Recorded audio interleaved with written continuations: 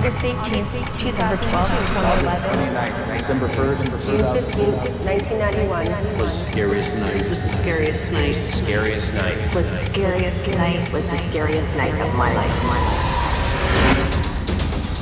I felt a chill come over me. I realized that something was in my room, and my heart started to race. I stepped into the day room. That's when things changed. In that moment, I got so fearful. I thought, you know, it's gonna get real. It's either him or me. I'm gonna go down fighting. I thought I died with them.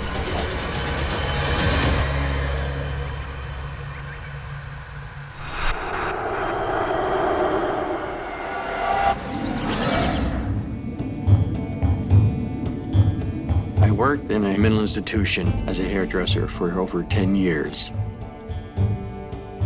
The original hospital had been built in the late 1880s. When the hospital was taken over in the 70s, it still remained the same patient-wise. We still took care of mentally ill patients. The patient population was close to about 500. They had a hair salon, and my job was taking care of all the male patients.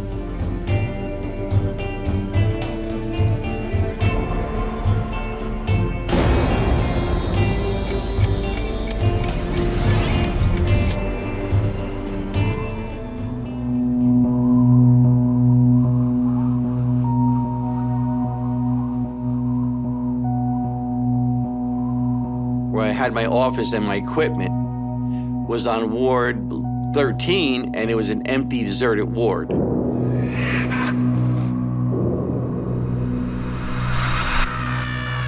It was December 21st. I went to work that day, and their forecast was for snow. In my office, I had a small TV. I turned it on to check the weather report, and they said expect accumulations up to 12 inches or more. And they warned you to stay off the roads at this time.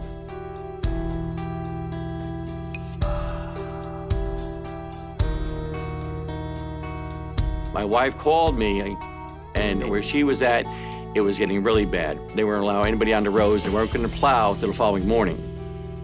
So we discussed it, and we decided that'd be better off and safer for me to spend the night there than to try and make it back home.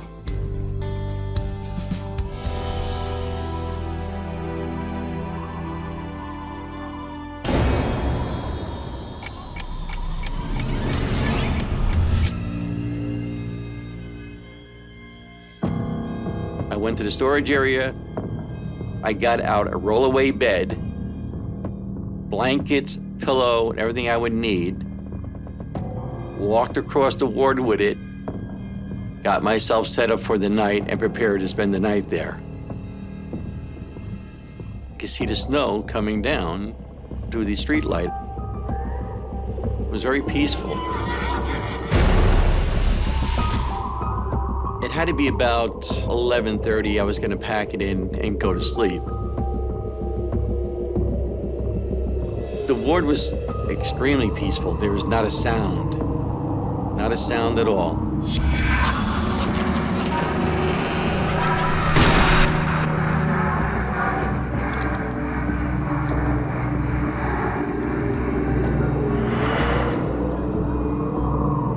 Walked out of my office. I passed through the day room and into a corridor, which is about 30 feet long. At the end of that was the bathroom.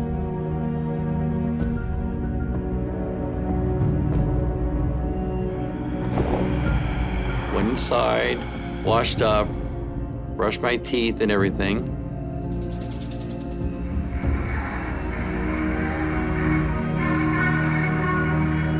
I started to hear music. It was an old war song, and I could hear it sound like it was being played on a scratchy record.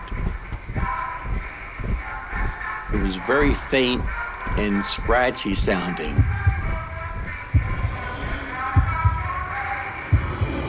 So at that time, I was just thinking where it was coming from. That ward is empty. That sound should not be coming from anywhere.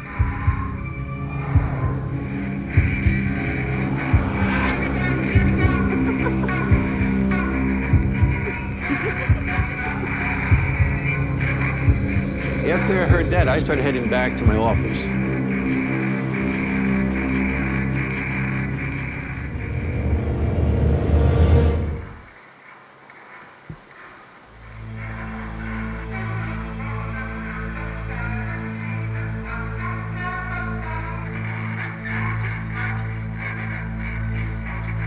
As I made my way back to my office, there was a long walk down to the day room.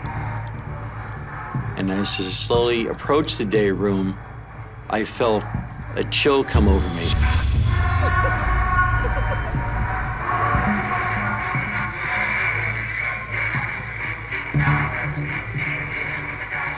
I felt my hands get cold. I could feel it on my face, but it was warm when I went through there just moments ago.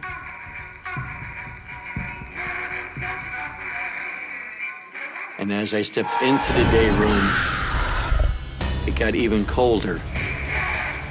That's when things changed.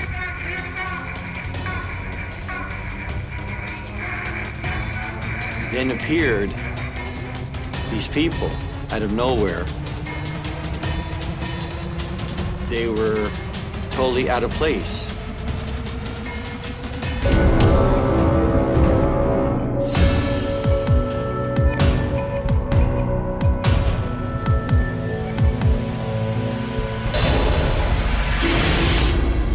I walked into and I seen them.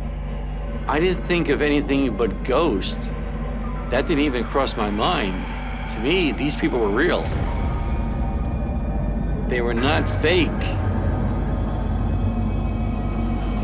They were like real. They were solid. They were standing there. It wasn't some vision or something. I was really scared. These weren't normal people.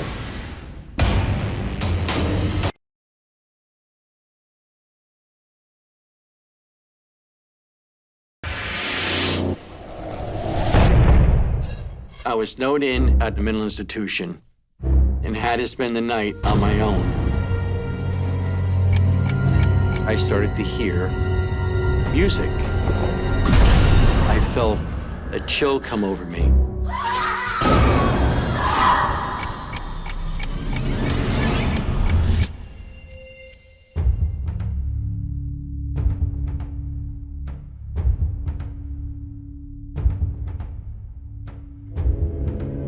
The people in the day room were walking around. They looked to me as some were attendants from years ago.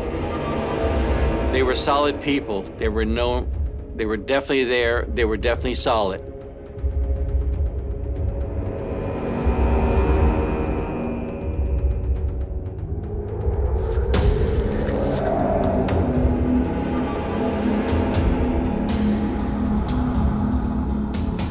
I noticed staff that worked there.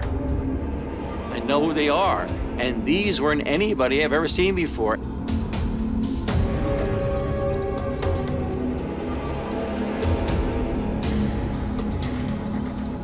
The attendants looked to me as if they were not alive. What's going on here? Who are these people? Don't worry about it. It's none of your concern. Who are they? His eyes were glassed over, and when I looked at the people lying on the floor, what I seen of these people, they did not belong there, and they did not belong anywhere. They were that scary.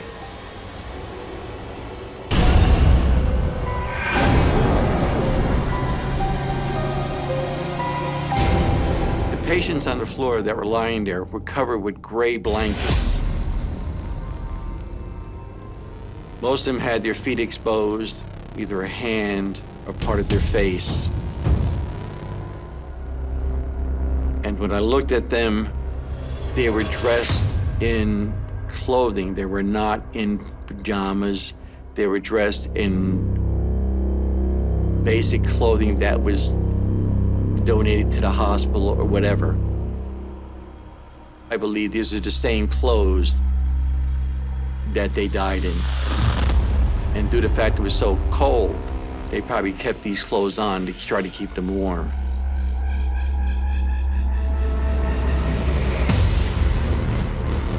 I couldn't stay there any longer within that area. I made my way back to my office.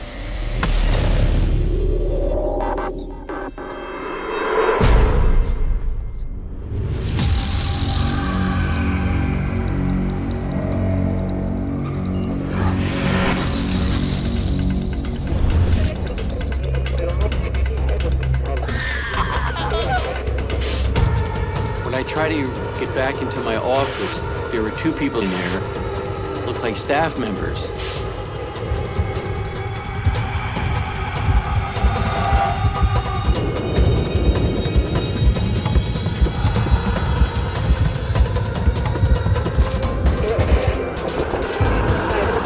And as I stared in closer at them, they turned slowly towards me.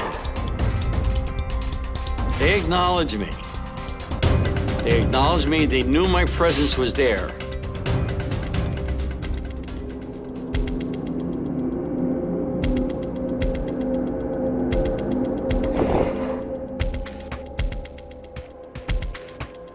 I could see a calendar up there, it said December 21st, 1917. That didn't belong there, or neither did these people belong in there. Working in a mental institution, there's constant fear. You have to keep on your toes at all times. You never let down your guard. There's times when it's a little weird, and there's times when it's really a lot weird. I've been through it all. But in this situation here, this is the first night I've ever been overnight at that institution. Never been in this situation, and matter of fact, I'd never been through anything like this at all. This isn't normal. What took over was just sheer fear and fright. I was scared out of my wits. I just wanted to get the hell out of there, put it in plain English. I wanted to get out.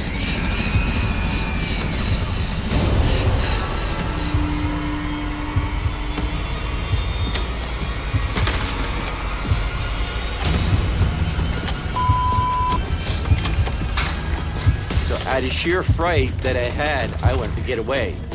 And when I went into the room, it would not open. The key would not work.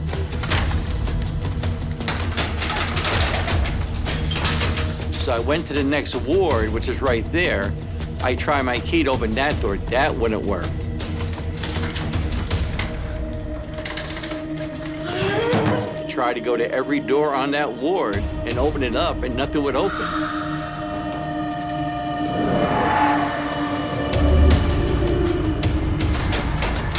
I ran from door to door, and the keys would not fit. When I banged on doors, nobody answered, nobody came. There was nothing there. There's no way to get out.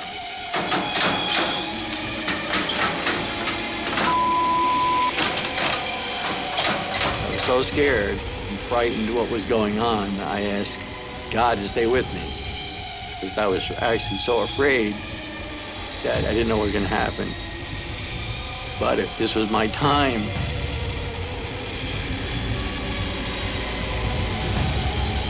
then I'd rather face it one-on-one.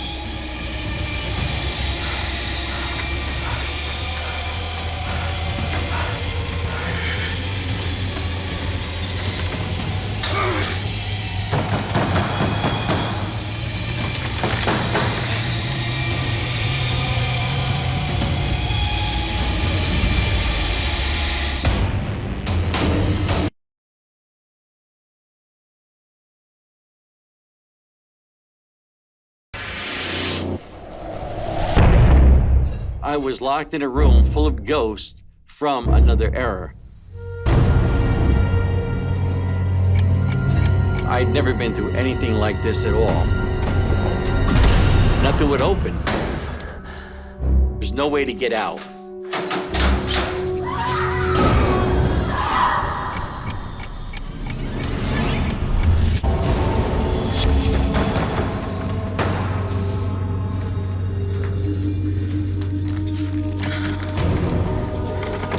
I realized there's no way to get out of the ward and no way to leave, I just gave in to it.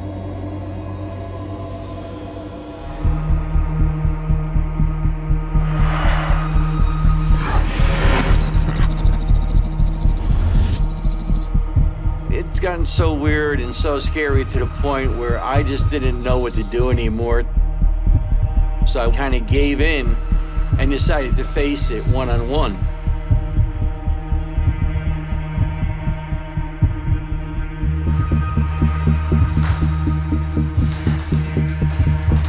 The fear taking its toll on me.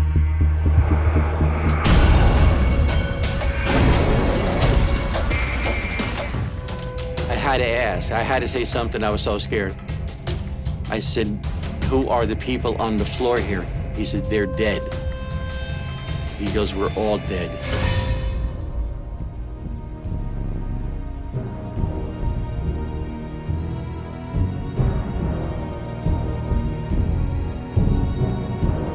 When those words came out, it scared me, because when he said, so are we, I was concerned, well, am I included in this we?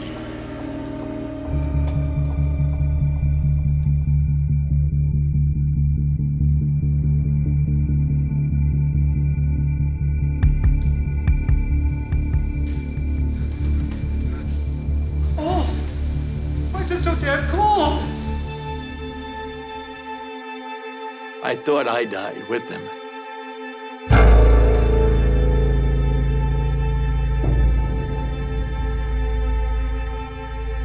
Maybe I was one of them already and didn't know it.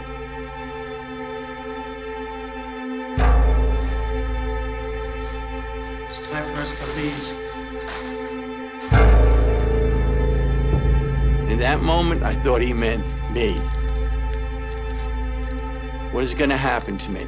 Is this the end, or what is it? They arose slowly and head to the door.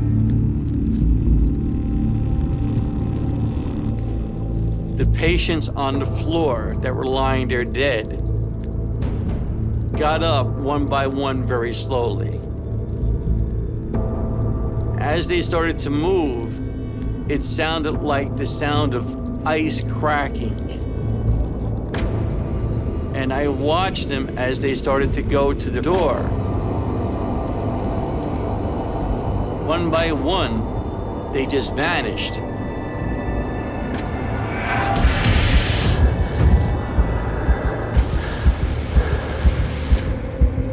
As I sat there in amazement, the last one left.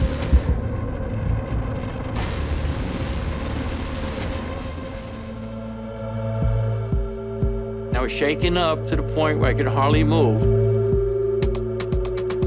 And I looked, and the ward now was empty.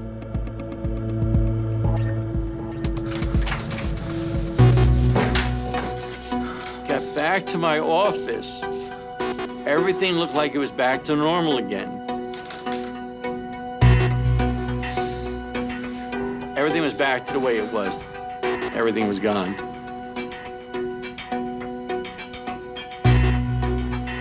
I was scared. My thoughts were kind of blank. I was too busy shaking. I couldn't control my hands from shaking.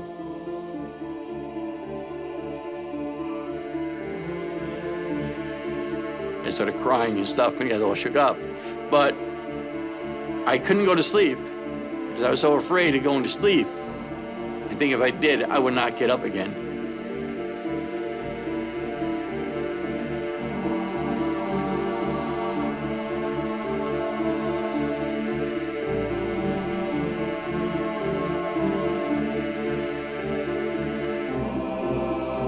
And that was the scariest night of my life.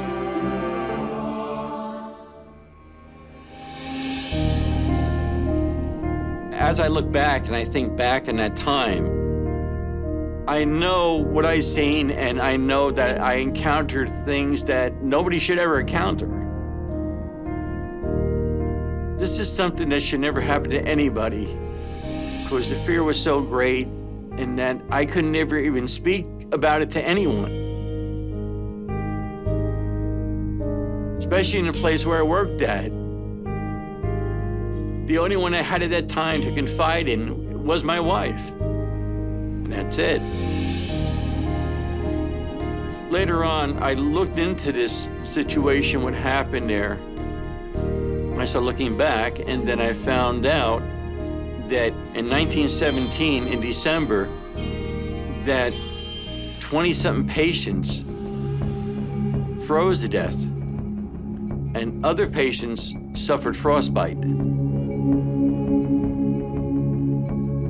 This is an actual event. This is actually the truth. It was written up in the newspaper.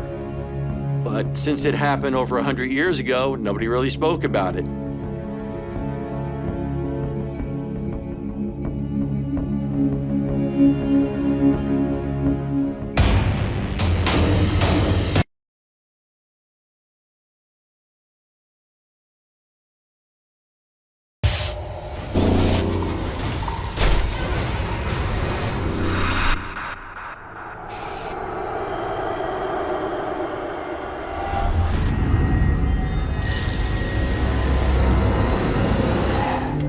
I'd been looking around for a long time for my dream house, and I found the perfect house. It was a corner lot, had a wraparound veranda, and I just knew it was going to be the perfect house for me. It had a huge fenced-in backyard.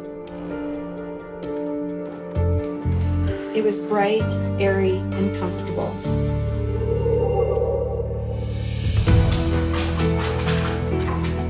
It was just so amazing. I was so excited to be in this house with my dog. Trying to find an apartment for a single person with a dog can be kind of tricky. So I was looking for a few years for this house.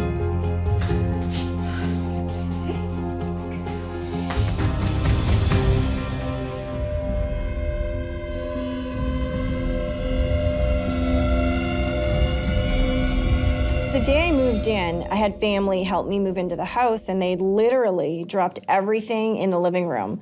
So I had to sort out my belongings.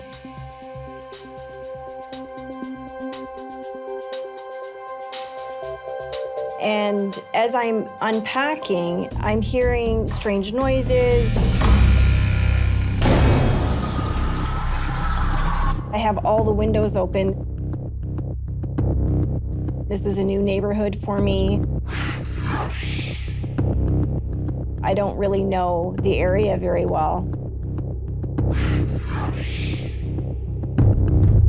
All of a sudden, I begin to smell smoke. So I decided to investigate. I went from room to room. I went in the kitchen. I looked out the windows. There was actually nobody standing nearby that could explain why my house was smelling like smoke.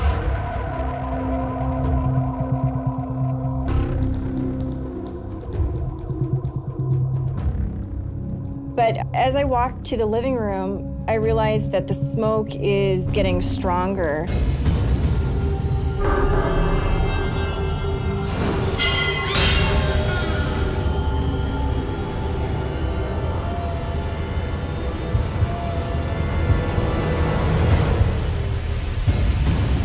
There's actually somebody standing in my window.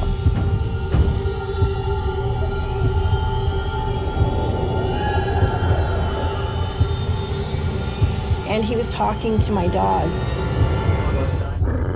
My dog is really big, so I was actually surprised that he would be calling my dog. Like a big fat ball for you to play with, hey dog? Come on, let's go. Come on, let's go. He reminded me of some horror movie I'd seen. So he's standing there, smoking a cigarette, puffing his smoke right into my window. He had no care or consideration.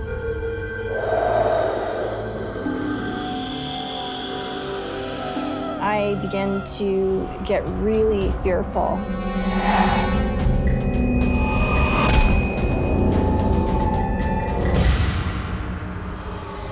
But also very thankful that I had put in a security system. are you doing here? But I wasn't quite sure how to handle this situation because there he is, obviously brazen enough to stand in my window. So I decided to confront him and claim my space because I wasn't going to be bullied in my home. Stop talking to the dog. You need to get off my porch. You have to go. Get off my porch. And I said to him, "What do you think you're doing?" And he said, "Oh, I guess I have the wrong house."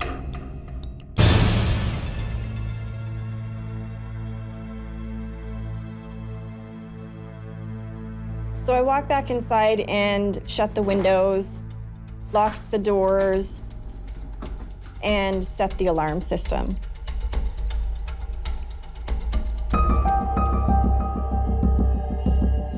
Now it's getting dark and I've had a really long day. So I go into the bathroom. I take my makeup off.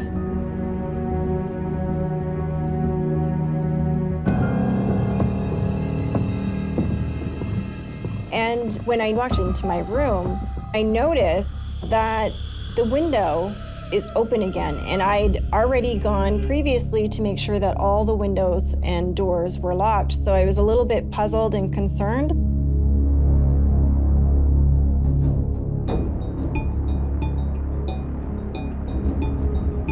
So I was a little freaked out. I was actually afraid that the peeping Tom was back in the house somehow. So then I closed the window and made sure that I locked it and actually put a stick in the window so that this time I knew that nobody was coming in that window without me knowing.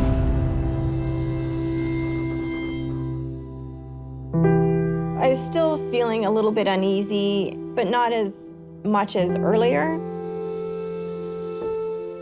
And I felt like I could actually go to sleep. I think exhaustion took over at that point, so it didn't take long for us to fall asleep.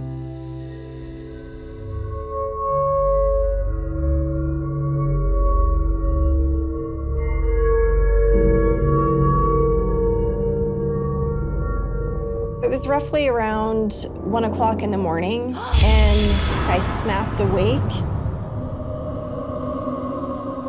as though somebody was in my room watching me. Like I just had this fearful feeling like I wasn't alone.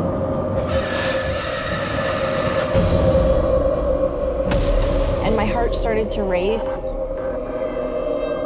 and I actually couldn't move. And I was sitting there looking at my dog, who was sitting at the edge of the bed at this point, on guard. And that's usually what he does when he's going to attack someone, when he feels like he's threatened and needs to protect me. I'm trying to adjust my eyes, just kind of make sense of my room and get my bearings again, really make sure that I was awake. And as I focus in, I realized that something was in my room. And my heart started to race. I could actually feel the fear gripping me.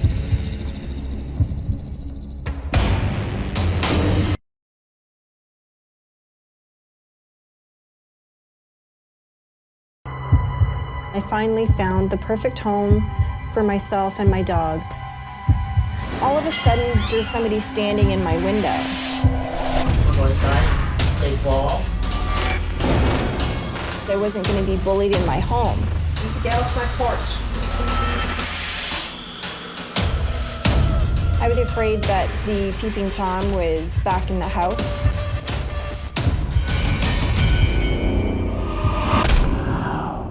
All of a sudden, I could see this dark figure in the corner of my room. He was about 5'2".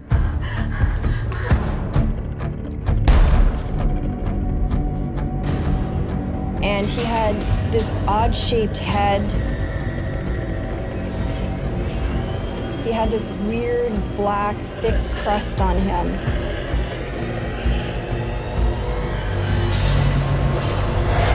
His hair was kind of tied in knots.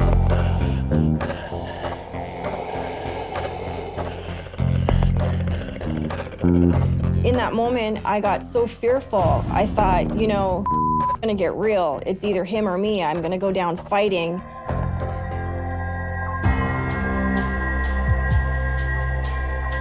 And as I was moving towards him, he kind of tilted his head, you know, really condescending, looking at me, almost challenging me, baiting me, you know, what I was gonna do to him. I was so frightened that I could barely function. I didn't know what to do. At this point, I'm feeling panicked, but there I am, left to my own devices.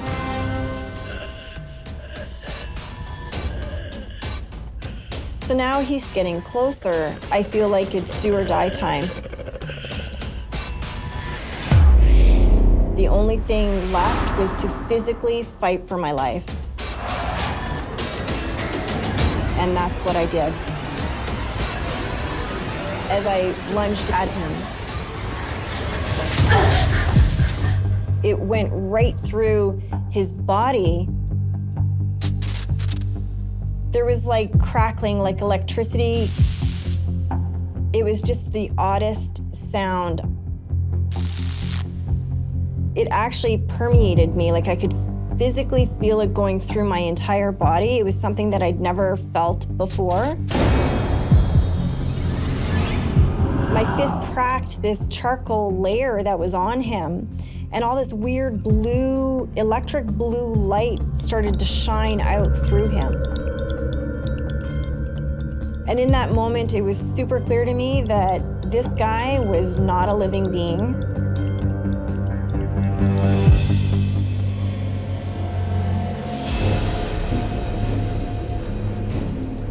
And then he looked me straight in the eye and he cocked his head again and he said to me, "You're not ready."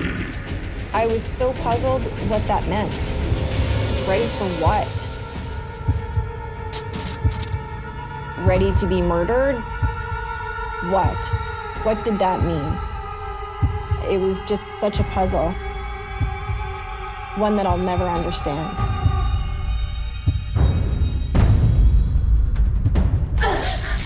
All of a sudden, he disappears.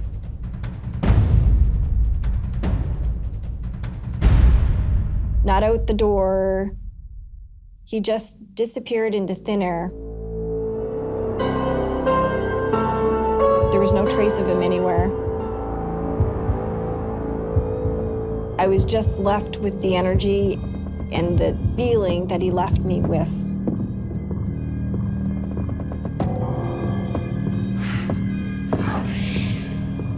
I went down the hall, into the bathroom, into the living room, checked the other bedrooms.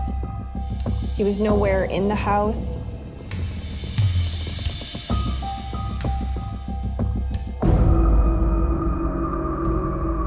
I wasn't sure what had happened.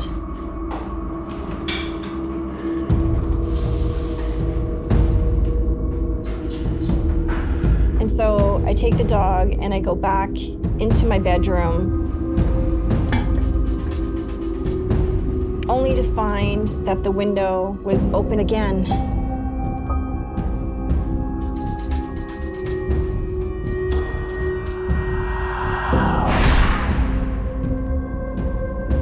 And this really cold breeze was blowing back through the window. I close the window, I lock it again for the third time. WTF is going on? This is insane. My heart's racing.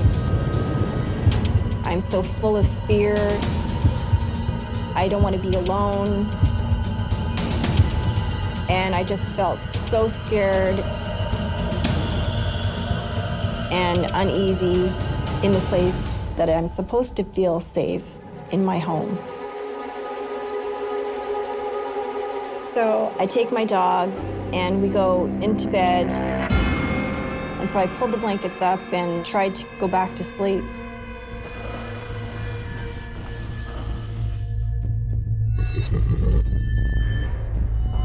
I was so relieved in that moment to have a big dog. I know that he would definitely protect me, so he offered me a lot of comfort in that moment. As I'm nestling into my bed, I slowly drifted off, finally into a heavy sleep.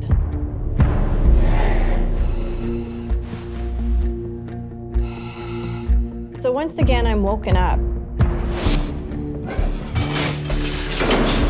And I could hear rustling and movement off in the darkness.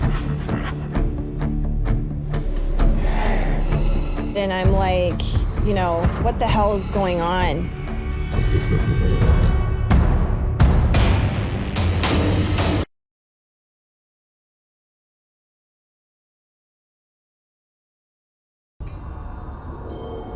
All of a sudden, I could see this dark figure in the corner of my room.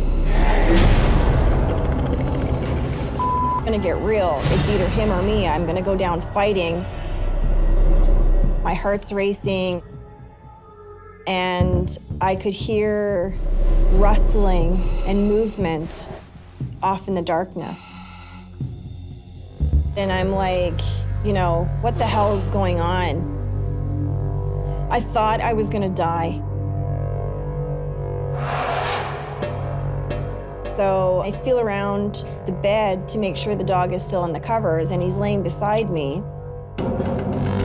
All of a sudden, out of the shadows, this guy, he's huge. He was almost 7 feet tall, and he was wrapped in this weird burlap covered in mud.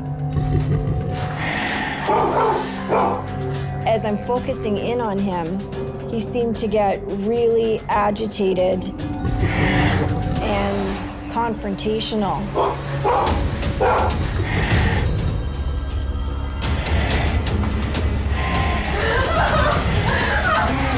Each step is like so loud, like bang, bang, bang. I could feel my heart pounding with every footstep. In that moment, I'm like frozen with fear because there's no way that I can stop this guy. My only mission is to stop this thing, maybe distract him.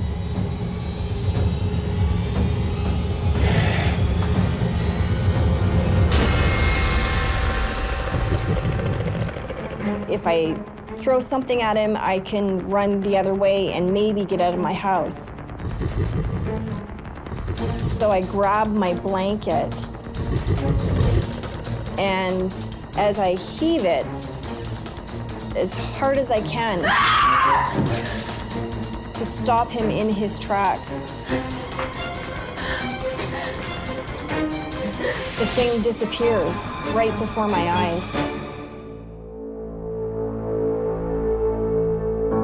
And there on the floor is my blanket.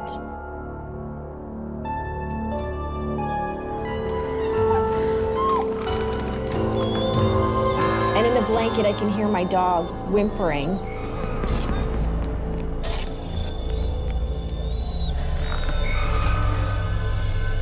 And it hit me what I'd done. My dog was in the bed. And I wrapped him up in the blanket, and I threw my dog and the blankets at this ghost that was coming towards me.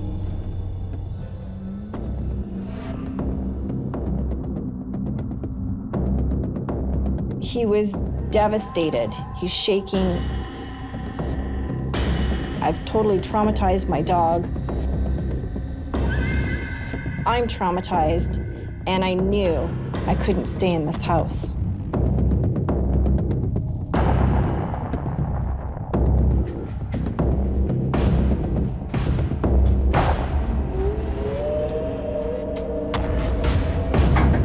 As I turn on the light, I notice the window is open again.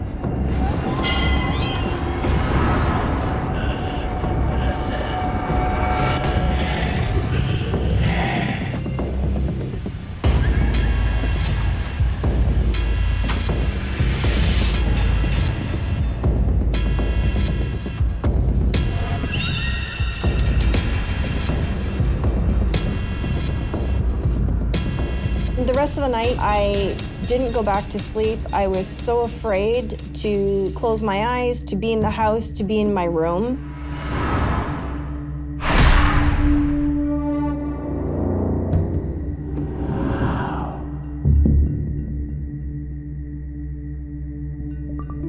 You know, this was supposed to be my dream house. I'm disappointed.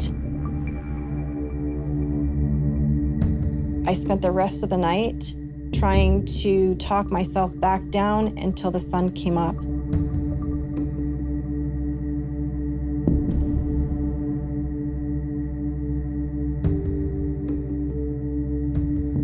And that was the scariest night of my life.